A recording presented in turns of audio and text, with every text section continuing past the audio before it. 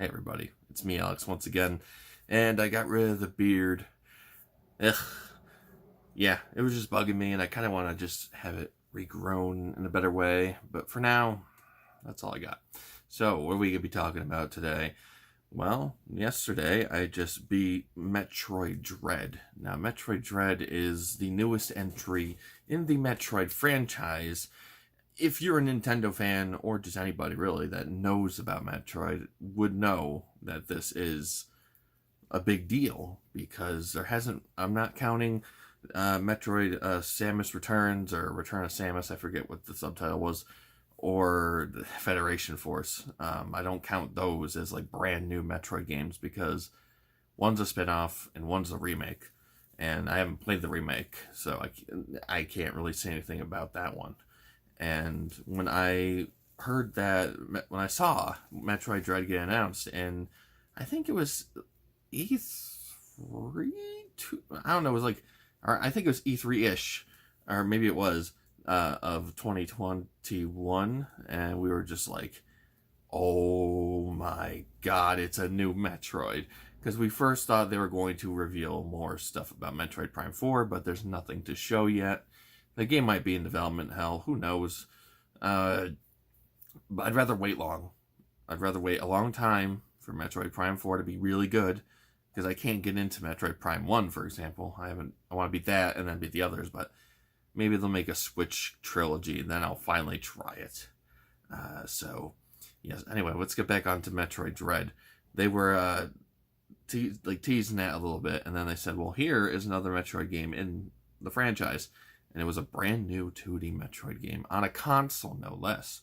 The last time we had a console Metroid that was 2D was Super Metroid. Yeah, back in '94, I believe. So, unless I'm wrong, you can correct me. But as far as I know, that was the last console 2D Metroid game. So having a 2D console Metroid game on an HD console with like 2.5D graphics, because it's pretty damn similar to the style of the Metroid 2 remake on 3DS. And I was just like, this looks beautiful. And I'm not a Metroid fan, to be honest with you. I've only played a little bit of Super Metroid, the original, Metroid 2, no, not Metroid 2 at all. A bit of Super Metroid, didn't care for any of the games. I'm like, they're alright. Don't like how she controls. Played a little bit of Fusion. Thought that one was okay, but I never really got around to finishing it. Just kind of got sidetracked with other games, and I don't know, just couldn't get into it. And when I played Dread, oh my god. Well, firstly, the game looks beautiful. And just, yes. Like, it looks modern. It looks like a modern fucking Nintendo game. Not some type of, like, callback. Like, let's make a new Metroid game and make it all pixelated or something like that. But no, the graphics look great. The art style is very interesting, and you can like get this like sense of storytelling in a way with the environments. The environments themselves can be really like sterile and just bland to beautiful like forests and frozen wastelands. Just great, cool stuff. So in the controls, you move left and right with the thumbstick, and I know there's a lot of people that are annoyed that they can't use the D-pad to move. Oh, I hear my dog coming downstairs. But anyway, some people are annoyed that you can't use the D-pad to move. And I'm like, well, considering how the game does control, as I'm going to explain, it makes more sense to use the thumbstick, in my opinion. So you can shoot left and right, and you can also shoot any direction you want. Yes, you can. Well, while you're moving, you could shoot up, left, right, up and left, like that. And then left, and then right. Well, actually, that's what it looks like on my end. I don't know about you. It might be reversed. So you can do that, and then if you hold the L button down, you can do any aiming mode and shoot anywhere you want. And I'm like, yeah. Also, there will be a lot of spoilers in this video, so if you don't want to see spoilers, don't watch the rest of this video. But so yeah, you can do that, and then like there's other power-ups that you can get later like the, what do they call it, the morph ball, the screw attack, the infinite double jump, I call it. It's a double jump at first, but then it just gets better and better and better. Um, and you get better, like, like, not weapons, but upgrades to your main weapon. And I'm like, ooh boy. And you get new suits so you can survive in the, hot and cold temperatures, and then the gravity suit is back. And, well, I say back because I know it, but I don't. The gravity suit's in there, and I'm like, yeah. The explosive super bomb you can do with the I keep forgetting it, the morph ball. You can do that. So just a few examples of, like, wow, and you can climb on walls and do you can zip up, like a grapple beam up there. It works out just so well. Like, everything seems to work just right. Now, the enemies themselves aren't really that much of an issue once you know how to destroy them, and once you get the right, weaponry to destroy them.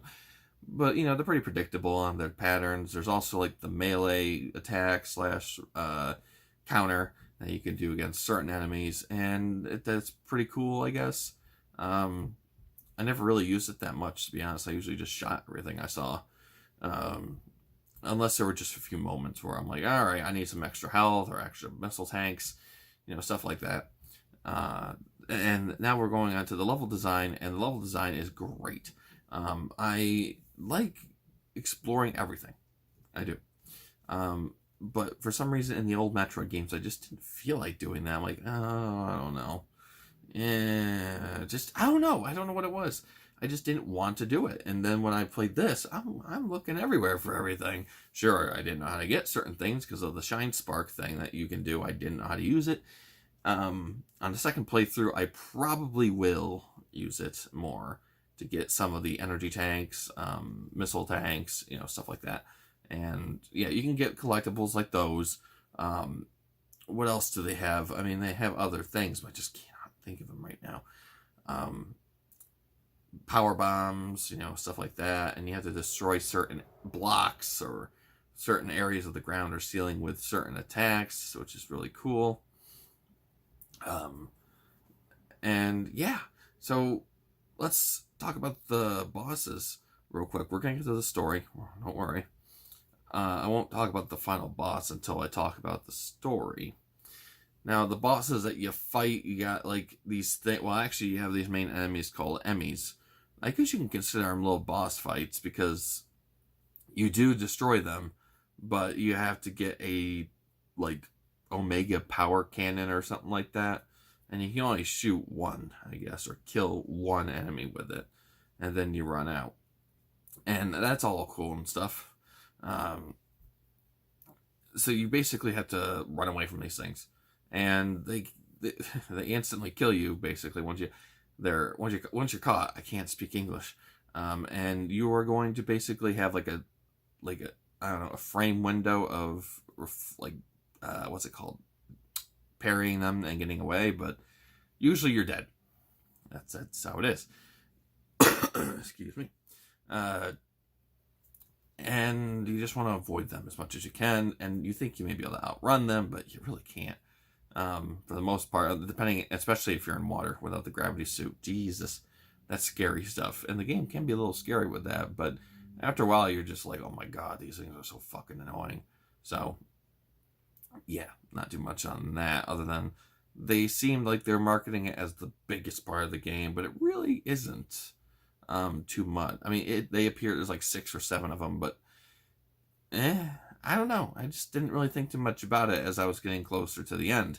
Now the bosses, you have Kraid for some reason. There's like a theory as to how he got to that planet. Then you have then there's a couple nobody fights. I guess you can call them like just robots that were built out of somewhat of Samus's powers, I want to say. That's what it seems like anyway. And then we do not have Ridley.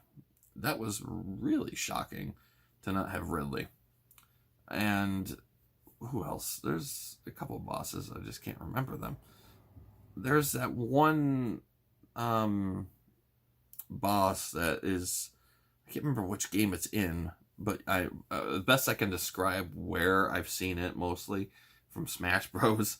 In one of the Metroid stages in Brawl. It's in the background. It looks like that. It's not exactly that as far as I know, but it looks pretty much like that. So you got those bosses, and they're fucking hard. Like, in my opinion, they're pretty fucking hard. You will die multiple times to learn their patterns. And goddamn, once you do, you feel like a freaking champ. I'm telling you, you do. Then there's like an underwater boss that you have to figure out. Oh, okay. Oh, that's annoying. So anyway, as I was saying, I got thrown off by that notification. Yeah, underwater boss, you have to like zip up to an area, but you have to drain the water. It's not super obvious, but once you figure out, you're like, oh, I'm a fucking idiot. But you know, there have been a few times though I've used a slight guide to figure out where the hell I'm going. But once I figure out where I'm going, then I just stop watching the guide and then continue from there. That's all I need, just a little bit of a push, like in the right direction. Now, I'll talk about the final boss after I talk about the story here. The story is Samus has to go to a planet called ZDR. And what's on this planet is like some remnants of these things called like X parasites. Something about Metroids being there as well. That's what I gathered. It's been a hot minute since I've looked at the story, but yeah, Samus has to go check it out. Samus gets there and she's not strong enough because she runs into this like bird-looking thing, which ends up being a Chozo, and steals all her powers basically. And you have like a new suit, and you have to gain all the powers back. You know, that's how Metroid is. You know, you lose all your shit and you gotta get it back. You know, no surprises there. But when you get all your powers back, you're going through, when you're on your way through it, I should say, before you get all your powers, your AI assistant Adam is like talking to you, saying you really have no chance of survival. You might as well just try to escape the planet as fast as you can. Which, not as fast, but just try to escape the planet. That's pretty much all it seems that you need to do. And you do such things, and when you get towards, you know, not the end, but like you start to learn from another Chozo, that like you're basically part Metroid, or you are a Metroid, because you have so much DNA of them in you. You pretty much become one yourself. So she's not technically human, but she's yes, but no. So she's, yeah, I guess you can call Samus Metroid now without it being wrong. So there you go. Hooray! But this is more amplified and noticeable when you get to the end. I want to talk about the end more so because that's the most interesting part. You have to fight someone called Ravenbeak. Now he releases all the X parasites everywhere, and it like just basically takes the dead body or whatever and just reanimates it in its own way. They still have memories and consciousness of what they were, I believe. At least one of the characters does. What's weird? Okay, so you go up there at the very end to fight Ravenbeak. He reveals that he is Samus's like father in some way due to some DNA stuff or whatever. So I don't know if that's the real father. I don't really know. They might explain it in a future game 20 years down the line, but we'll see about that. So that was kind of weird. Darth Vader vibes, anybody? So, okay, that was cool. But then you have the freaking boss fight.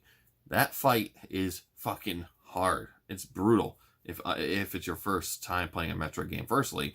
And just in general, I had a hard-ass time with him. I died 50 plus times against him just trying to figure out the best way to beat him. And then I see on YouTube how people beat him pretty fucking easily. And I'm like, Jesus Christ, I suck at this game.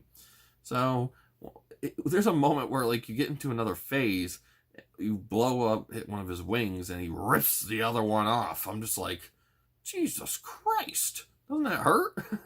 So he just rips it off, and then you fight more, and then he's like telling Samus you're powerless, just give up, yada yada.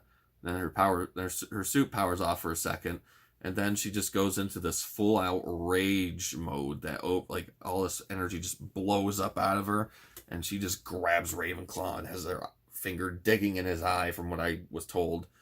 I couldn't really tell, but is just grabbing his face and just pumping energy into him, fucking him up. And then that causes the ship that they're on to crash to the planet. And then what you see emerge from Samus is this fucking badass suit. Like, she is full on Metroid at this point in terms of her raw power. So she's like really powerful.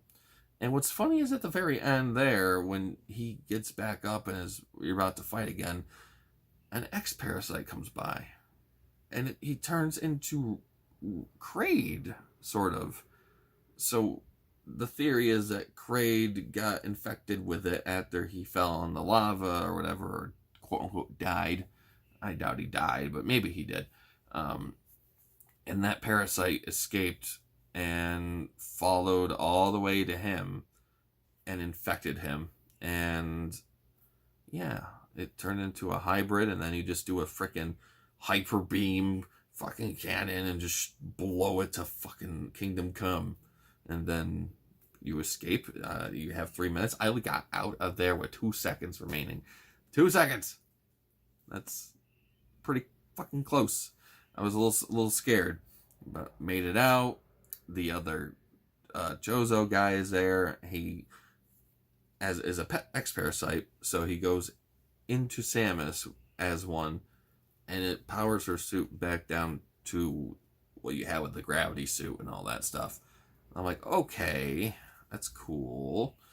And it has a very anticlimactic ending, to be honest. No hint of a future game or anything yet. We're gonna get another game, but I don't know when. It just basically kind of ends with Samus leaving the planet, and it blows the fuck up. So yeah, pretty fucking good game. It's only about like 7 to 10 hours long, maybe 12. Your first attempt, it was 12 for me. And some people are saying, "Oh, it's a $60 game. It's just a 2D platformer." I'm thinking, well, what's the big deal with being just a 2D platformer? What if all the content in there is so goddamn like good that you're like, fuck, this was worth $60 to me? For me, I think it was worth 60. I mean, sure, it was short, but I didn't expect a Metroid game to be like 30 fucking hours long. If people are expecting that, then they're looking at the wrong franchise, or they're misinterpreting Metroid, I guess. It's not about how long it is. There's a speed running aspect to it, which people like to do. And you get more rewards the faster you beat the game. So that's always nice. But as it being worth $60, that always depends on the person, or, their opinion. But if they saw the gameplay, or they had their hands on it at first and then decided, then I'd be like, okay, yeah, that makes more sense. Yeah, it's not $60 to you. Maybe it's 40, maybe 30, something like that. But most people that don't even play it, or don't bother to even go into it or play it, are just like, how is it worth $60? Fuck it. No. Look at my PlayStation exclusives that are like God of War at $60, and that is way more worth it. Some can argue that, but Metroid's a different game. Metroid is a 2D platformer, action platformer with the Metroidvania, thing with it. So you're going to add your own gameplay time to it, and it's just, games aren't always meant to be these, like, gigantic fucking experiences either. Sometimes the short experiences are the most replayable, and you might get the most time out of them. Not the most, I should say, but like more time out of it than you might expect, I should say. Like Sonic Mania, that was only $20, sure, but I feel like I've gotten my money's worth out of that for just playing it over and over and over and over again. But regardless of what you may think, That's the standard for Switch game prices that are brand new by Nintendo. And no one ever says anything about like ports.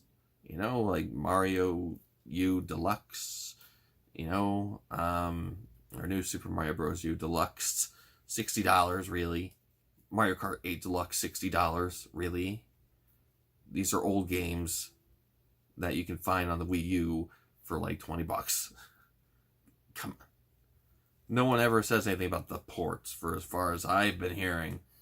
But when it comes to Metroid or a new Metroid game, that's just 2D, and it's not Metroid Prime 4. That's gonna be a first-person shooter. That's apparently not worth $60. So guys, I want you to let me know what you think is worth $60. Is Metroid Dread worth $60, or is it not?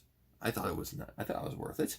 I mean, I want to support the Metroid franchise now because people have been asking for years, we want a new game, and what happened? We got a new game. Now speak with your damn wallets and go buy the game. That's how we're going to get more games. That's how it works. Not just by telling the company your opinion. Okay? So, yeah. That's all I have to say about Metroid Dread, and other than, it's like an 8.5, maybe 9-ish. Great game. I recommend it if you have a Switch. If you've never played Metroid, just go ahead and do it. I didn't play Metroid much, and I enjoyed this game like a lot, and it made me a Metroid fan, I think, which is always great. There's no other game could really like hook me in, so I'm happy about that. Anyway, my name is Alex. I'll be seeing you next time. Farewell.